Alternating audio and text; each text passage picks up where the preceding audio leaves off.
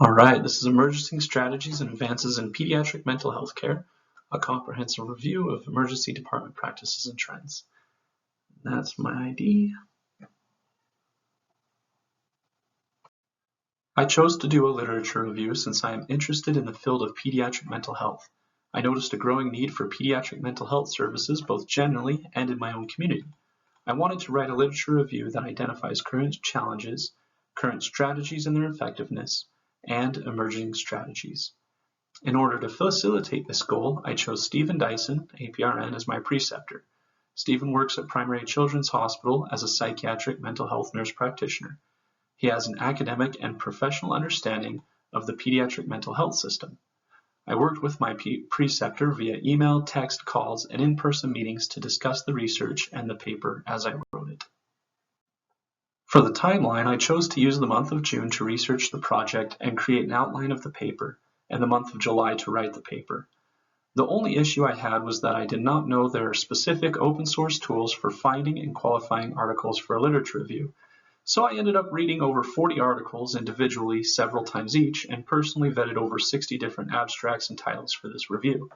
With the tools that are available, I could have done the research a whole lot quicker and more effectively, and I would have been able to spend more time writing the paper and creating a better product. I ended up including 17 of the articles in the paper. My preceptor also read over the studies and offered insights into his own professional experience and pointed out data and biases that were in some of the research that I did not catch as I read through the different papers. Stephen also suggested that I write the paper to appeal to a more general audience rather than just a professional or academic audience. I worked with him to make these changes in the paper during the final editing process. The goals of the project were to 1. Identify challenges related to pediatric mental health, 2. Identify current strategies and their effectiveness to deal with the issues, and 3. Identify emerging research. Another goal was to write a paper that appealed to a general audience that addressed each of these topics. Each topic was researched individually. An entire section of the paper was dedicated to each topic. The paper was written and rewritten to appeal to general audiences, and the paper can benefit the community in multiple ways. Number 1, it compiles multiple studies and presents them in an understandable way. 2, it shows potential solutions to existing problems and normalizes problems that are occurring in the field. 3, it assesses current strategies being used and demonstrates how they can be improved. Pediatric mental health patients are disproportionately impacted by a stressed emergency healthcare system. They are not able to receive the same quality care in the emergency department as they would in an inpatient or outpatient facility. Unfortunately, due to the nature of the ED, it is a front line for treating pediatric mental health crisis. The fact that it is open 24/7 and readily available means that parents will be taking their children or guardians will be taking their children to the emergency department for a crisis. To reiterate, the purpose of the paper is to identify current challenges and considerations, identify current strategies and their effectiveness, and identify emerging research. Some of the current challenges and considerations are that only 1/5 of the children in Canada and the US receive adequate mental health services. That's Picard et al. In 2018. Samovsky et al. In 2019 shows evidence that suggests that ED is not the best place to receive mental health care. Provider-patient relationship is compromised due to the nature of rapid turnover, short-term stays, and little to no follow-up care by the ED provider. Youth are treated for a short amount of time until they are no longer suicidal and then sent right back into the same situation that caused the problems in the first place without receiving other treatments or education that would otherwise prevent a trip to the ED. A study conducted by O'Donnell et al. In 2022 was shown that despite the need of inpatient services, 69% of pediatric mental health patients that required inpatient care were eventually discharged from the ED without being admitted, due to unavailability of inpatient beds and the guardian's reluctance to wait for an available bed. Mental health crisis is a person and time-intensive issue. If a child is actively suicidal or self-harming, a one-to-one is incredibly important, especially in an emergency room that is meant for rapid deployment of needles, medications, and equipment. It is not feasible to have a safe room in the ED. Leona et al. In 2019 notes that around 45% of youth in the ED with a mental health issue will return to the ED for a similar reason within 1 month. Foy et al. In 2019 found that some practices, such as safety contracts or suicide prevention agreements, are as yet unproven. They wrote guidelines for pediatric mental health practice for the American Academy of Pediatrics. They suggested several approaches to address pediatric mental health patients, including fostering partnerships with families, advocating for insurance coverage of mental health specialists, implementing collaborative care models, and establishing connections with other professionals in the mental health field.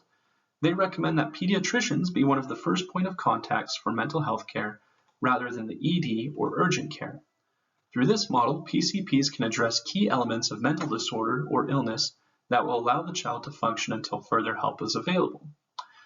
Kirkland et al. In 2018 found that practices such as community outreach, available mental health care in school, and primary care programs for youth require additional studies to be proved or disproved in reducing ED use and costs among youth seeking mental health care.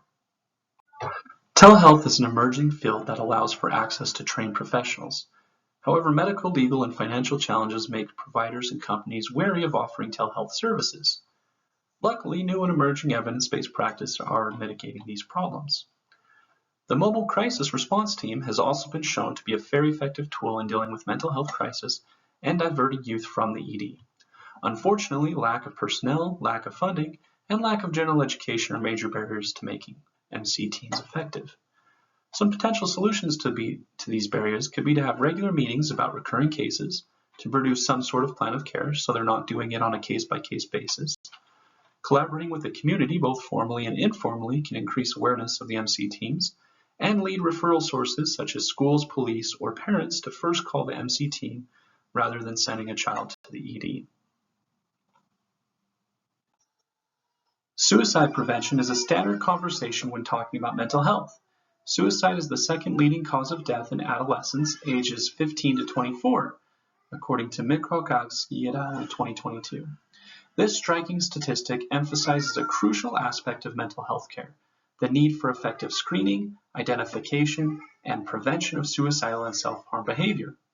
The National Safety Patient Goal 15.01.01 requires all Joint Commission accredited organizations to screen patients treated for behavioral health conditions for suicide risk. DeVilder et al. In 2020 sought to identify if this screening was effective. They used the ASQ tool to screen youths for suicide. They found that screening for suicide caught 3 times more suicidal ideation in youth than treatment is normal. Rivers et al. In 2020 suggested the CATS model, or Crisis and Transition Services. The program is to reach youth quickly, perform safety planning with families, and connect patients with outpatient services. This model intends to divert patients from the ED and is meant to last anywhere between 2 and 8 weeks. Some of the results found from the model is that only 7% of youth who completed the program attempted suicide. It also helped with ED boarding times. 74% of enrolled youth were discharged within 24 hours, as opposed to between 24 and 48 hours. CATS also showed remarkable success in family planning. 91% of caregivers reported being more confident in a crisis situation. Rivers et al. In 2020 recognizes some of the challenges that the CATS program faced. Standardizing services was among one of the most difficult barriers CATS faced. CATS uses professionals from different agencies and backgrounds.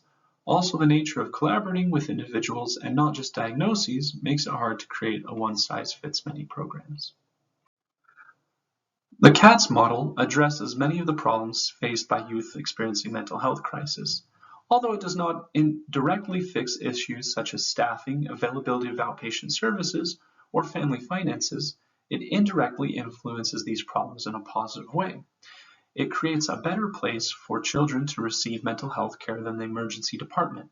It's a cheaper way to receive health care than the ED, and it allows for a model that gives kids a path to get to outpatient services. Rivers et al. In 2020 also recommends further research to standardize the model, reduce cost, and create team-building modules so that professionals are better prepared to work together. Schleider et al. In 2020 suggested a single-session intervention for closing the need to gap access in youth seeking mental health care. SSIs are built to deliver intense, high-quality interventions in a brief period.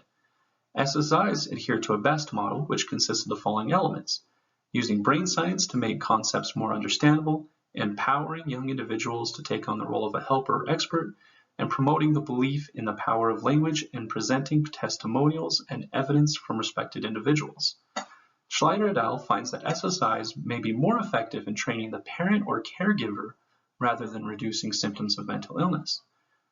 However, they do suggest several ways to improve further studies. Although the trials have not shown results in moderate symptoms, SSI may be effective in more acute or severe situations. In the field of healthcare, reporting data is generally a matter of clicking on menu items in a chart. Vitals are X, Y, and Z, clicking on the signs and symptoms the patient is experiencing in a menu specific to the system of the body, or clicking on menu items for mood, affect, orientation, etc. Currently, the best way to collect and report mental health data is through a narrative note.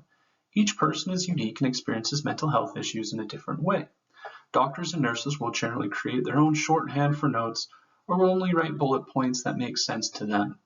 It is important to create a comprehensive, standardized way to report data to improve continuity of care, effective billing, and better patient portals. Walker et al. In 2021 suggested a way to report. They created billing codes for commonly reported symptoms and a way to use these codes to create a comprehensive note. They also created a guide for providers to use as they were charting. They found the reporting guide was mostly accurate to what the providers did in practice. While evidence-based practices are being applied to ensure quality care, there are still significant barriers that need to be addressed.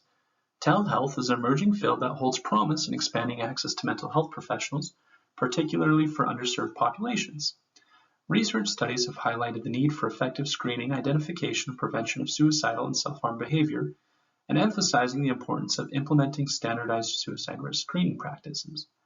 As the field of pediatric mental health care progresses, it is essential for researchers, providers, and policymakers to collaborate in developing evidence-based strategies that address the unique needs of youth. Pediatric mental health care is a complex issue. It requires a multidimensional approach to solve it. Everyone can be equally important in resolving the issues faced by these kids, whether you are a professional, a paraprofessional, a policymaker, a provider, a nurse, it doesn't matter. Everyone can be equally important in resolving these issues. It is up to each and every one of us to get out and do or learn something that will aid in this issue. Thank you. These are some of the references that were used in this paper.